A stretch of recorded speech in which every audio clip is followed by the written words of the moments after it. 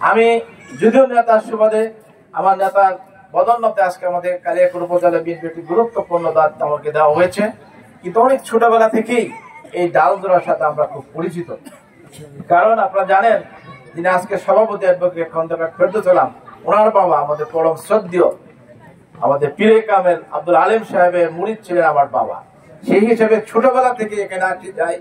পাশাপাশি আজকে এই ঢালজোড়া একটা গুরুত্বপূর্ণ বিদায়, এই ইউনিয়নের নাম হয়েছে ঢালজোড়া ইউনিয়ন। এবং এই ঢালজোড়া ইউনিয়ন একসময় কালিয়াকৈর উপজেলাকে তারা শাসন করেছে। কিভাবে করেছে? এই ঢালজোড়ার মাটি বিএনপির জন্য একটু উর্বর, বিশেষ করে ঢালজোড়া। তার কারণ একসময় জানেন, কালিয়াকৈর উপজেলা বিএনপি সভাপতি ছিলেন আমাদের এই গ্রামের কৃতি সন্তান, যিনি আজকে আমাদের মাঝে নাই, খন্দকার আব্দুল সালাম ভাই। উনি কিন্তু একসময় তুখুর ক্ষমতাশালী ছিলেন, নেতার অত্যন্ত কাছে ছিলেন। সেই হিসাবে আমি মনে করি এই ডালজোড়াবাসী বিএনপির পক্ষ থেকে মোটামুটি সম্মানিত খন্দকার আব্দুল সালাম ভাইকে কেন সভাপতি করা হয়েছিল?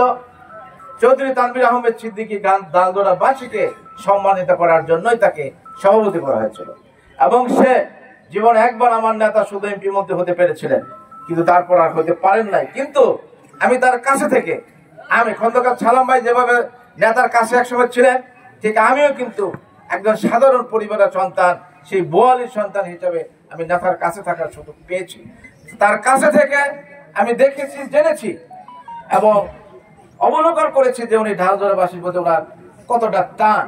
সেই হিসাবে ওনার কাছে ক্ষমতা যতটুকু ছিল, কিন্তু বারবার চেষ্টা করেছে ঢালজোড়াবাসীকে মূল্যায়ন করার জন্য। কিন্তু প্রিয় ভাইরা আমার, রাষ্ট্রীয় ক্ষমতা না থাকলে সঠিকভাবে কোনো কিছু মূল্যায়ন করা যায় না। কিন্তু বিগত 48 বছর শুধু 3 বছরের জন্য আমার নেতা এমপি মন্ত্রী ছিলেন, কিন্তু সেই 81 সালের পরে আজ পর্যন্ত কিন্তু আমাদের বিএনপি কেউই কিন্তু এমপি হতে পারে নাই। আমার প্রিয় নেতা চৌধুরী তানভীর আহমেদ সিদ্দিকী, তিনি শহীদ রাষ্ট্রপতি জিয়া রহমানের সাথে থেকে এই দলকে উনি গঠন করেছেন। এবং বাংলাদেশের মধ্যে সর্বোচ্চ যোগ্যতা থাকার পরেও কিন্তু তাকে আমরা পাশ করাতে পারি নাই।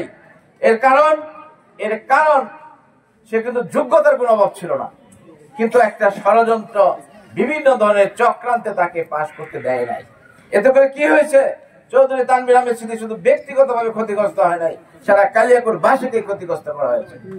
প্রিয় ভাই আমার, একটি বিষয় আপনাকে শুধু আমি বলতে চাই, আপনারা জানেন আমাদের শ্রদ্ধেয় সালাম ভাইয়ের সাথে আমাদের নেতার মাঝখানে কিছুদিন একটু দূরত্ব ছিল, আপনারা সকলে জানেন। এই দূরত্বের কারণ কি? দূরত্বের কারণ হয়েছিল, আমি কাছে থেকে যারা বলেছি, চৌধুরী তানভীর আহমেদ সিদ্দিকী বিশ্বস্ত হাতিয়ার খন্দকার আব্দুল সালাম সহ 2 জন যদি ঐক্যবদ্ধ থাকে, তাহলে তানভীর আহমেদ সিদ্দিকীকে দুর্বল করা কঠিন ছিল। যখন একটি কুচক্র মহল আমাদের ভিতর থেকে ষড়যন্ত্র করে সালাম ভাইকে ভুল বুঝে তাকে নেতার কাছ থেকে সরিয়ে নেওয়া হলো, 2 জনকে মুখোমুখি দাঁড়া করে দেওয়া হলো, তখন আমাদের ঐক্যটাকে ফাটালো, তখন অটোমেটিক বিএনপি দুর্বল হয়ে গেল। প্রিয় ভাইরা আমার, এতে করে কি হয়েছে? আমার নেতাও ক্ষতিগ্রস্ত হয়েছে, সালাম ভাই কিন্তু ক্ষতিগ্রস্ত হয়েছে। সালাম ভাই কিন্তু অত্যন্ত যোগ্যতম মানুষ ছিল, উপজেলার চেয়ারম্যান কিন্তু তার জন্য কোনো ব্যাপার ছিল না, কিন্তু তারপরেও কিন্তু সে উপজেলার চেয়ারম্যান হইতে পারে নাই। তার কারণ এখানে একটা খেলা আছে, ষড়যন্ত্র আছে। এজন্য এখন চৌধুরী তানভীর আহমেদ সিদ্দিকী, তার পরিবার 400 বছর ধরে এই কালিয়াকৈরে তিনি সেবা করেছেন রাষ্ট্রীয়ভাবে, এবং বংশ পরিক্রমায় তারা রাজ পরিবার। সেই হিসেবে আমার নেতা যখন বয়োবৃদ্ধ হয়েছেন, উনি ওনার উত্তরসূরি উনি যোগ্যতম ভাবে নির্ধারণ করেছেন। কিভাবে করেছেন? ওনার ছেলে উনি ডক্টরেট করেছে, ব্যারিস্টারি পড়েছেন, বাংলাদেশের সর্বোচ্চ সুপ্রিম কোর্টের আইনজীবী হিসেবে উনি বর্তমানে দায়িত্বপ্রাপ্ত আছেন, কাজ করতেছেন। সেই হিসাবে আপনারা হয়তো বলবেন, নেতার পাশে এতদিন বলে থাকলাম, কিছু পাইলাম না, কিন্তু নেতা হয়তো বয়সের কারণে আমার পাশে আসতে পারতো না, কিন্তু আমাদের তো কোনো কিছু দিয়ে গেল না যে আমরা তারপরে কাকে ভোট দিব। সে কিন্তু তার দায়িত্বটা পালন করেছে। এখন বাকি দায়িত্ব কাদের? আপনার, আমাদের। সেই হিসাবে সেই দায়িত্ববোধ থেকে আমাদের শ্রদ্ধা মেলা সাহেব কথা বলেছে যে চৌধুরী তানভীর আহমেদ সিদ্দিকীর কথা মনে করে তার প্রতি শ্রদ্ধা জানিয়ে তার সুযোগ্যশ্রী ব্যারিস্টার চৌধুরী ইশাক আহমেদকে বলতে সমর্থন জানার কথা বলেছে। এজন্য মনে করে আমাদের মিলা সাহেব যথার্থ হয়ে বলেছে। প্রিয় ভাইরা আমার, ইতিমধ্যে আমরা বিভিন্ন ষড়যন্ত্রের গন্ধ পাইতেছি। এই জন্য এই গন্ধকে, এই ষড়যন্ত্রের গন্ধ আমাদেরকে মনে করে যায় সে আমাদের সালাম ভাই নেতার সাথে যে বিরোধ করা হয়েছিল, যে হীন চক্রান্তের কারণে, সেই ধরনের কোন চক্রান্ত আবার শুরু হলো কিনা। প্রিয় ভাইয়েরা, যেহেতু আমরা আগেই বুঝে ফেলেছি চক্রান্ত শুরু হয়ে গেছে, তাহলে আমরা সতর্ক আছি। দেখেন, আপনার বাড়িতে যদি ডাকাত ঢুকে, যে আমার বাড়িতে ডাকাত আসবে, আমরা যদি জানি ডাকাত আসতেছে, তাহলে আমরা প্রস্তুতি নেব না?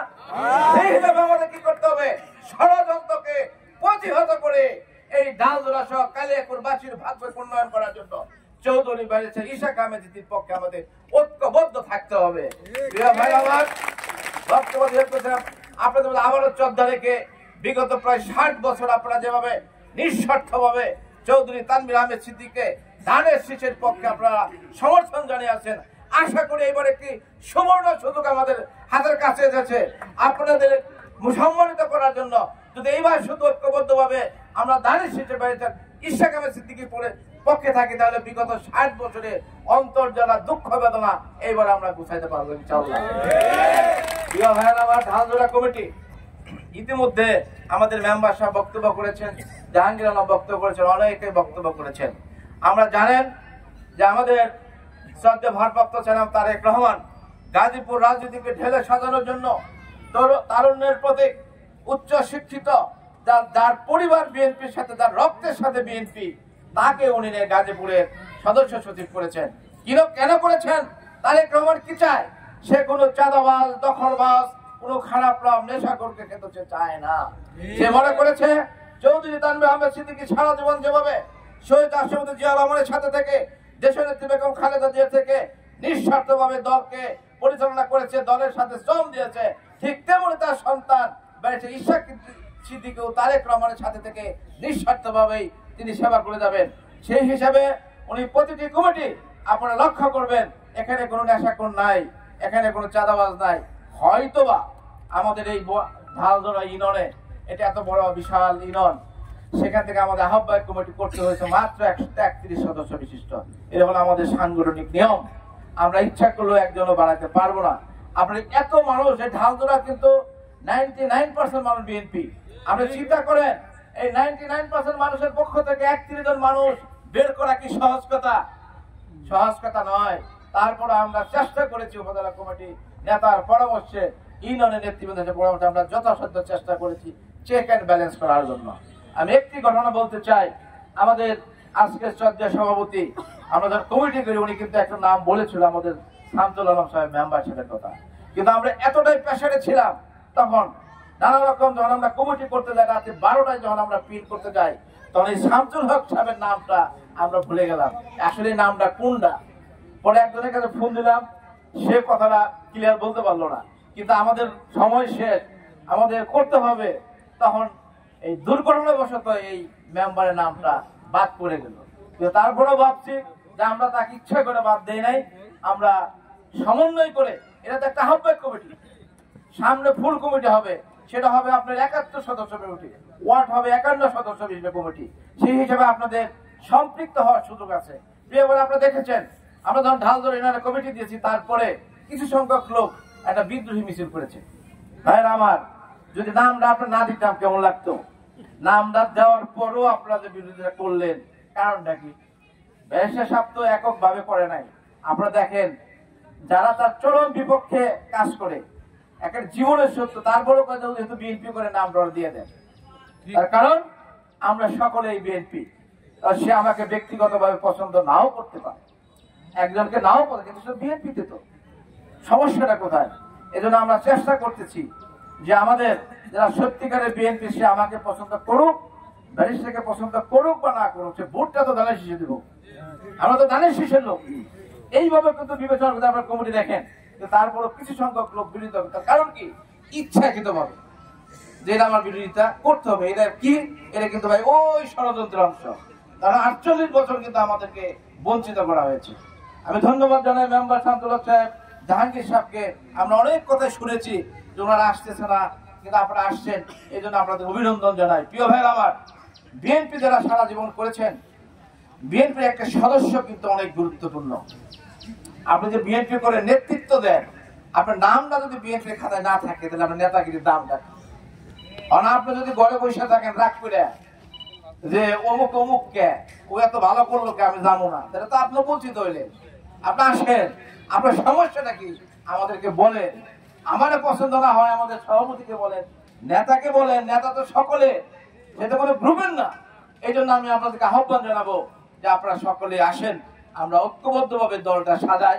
আপনারা আসেন, আপনাদের কোনো সমস্যা থাকলে বলেন। আরেকটা কথা বলতে চাই, যেখানে খন্দকারদের প্রভাব একটু বেশি। আর খন্দকার অ্যাডভোকেট ফেরদৌস আলম, খন্দকার কাইকুবাদ, খন্দকার হান্না, মনে হয় যে খন্দকার কমিটি গেছে। কিন্তু ভাইয়ের আমি আশ্চর্য পাই, কিন্তু আরেকটা কথা এখানে আছে যে খন্দকার অ্যাডভোকেট ফেরদৌস আলম আমার পীর, যে গুরু শিষ্য মিলে তো সব একদিকে নিয়ে দেবো না, এটা সত্য, উনি আমার পীর। কিন্তু আমি কিন্তু দলের একজন প্রতিনিধি। আমাকে কালিয়াকৈর উপজেলা বিএনপির সদস্য করা হয়েছে। এখানে আমি যদি চেহারা দেখি, ব্যক্তিগত সম্পর্ক দেখি, তাহলে কি দলকে আমার চলবো? আমার নেতাকে পাস করবো? ভোটকে ঐক্যবদ্ধ হবে? আমার প্রথম ও প্রধান কাজ হলো দলকে শক্তিশালী করা। দল যত শক্তিশালী হবে, আমার নির্বাচন ধানের শীতের পক্ষে ভোট তত বেশি বলবো। এই জন্য আমি আপনাদেরকে আশ্বস্ত করতে চাই, গুরু শিষ্য আধ্যাত্মিক ব্যাপার, এরা পর্দার আড়ালে। কিন্তু ভাই মাঠে হলো রাজনীতি।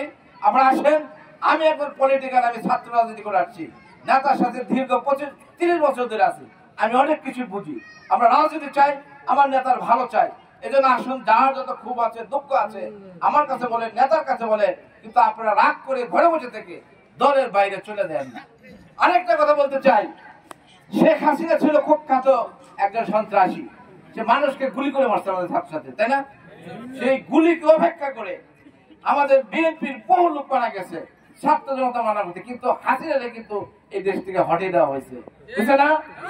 আমরা যেহেতু কুখ্যাত শেখ হাসিনাকে বন্দুকের সামনে থেকে হটাইতে পেরেছি, যারা ষড়যন্ত্র করেন তারা কিন্তু ওই দূরে থেকে আমি যাবে বলে কিন্তু আমাদেরকে ভয় দেখাতে পারবেন না। আমরা কিন্তু ভয় পাই না, আমরা দলের পক্ষে কাজ করি, কিন্তু আপনাদের সকলকে নিয়েই আমরা কাজ করতে চাই। এই জন্য আসুন, দূরে থাকেন না, কাছে আসুন।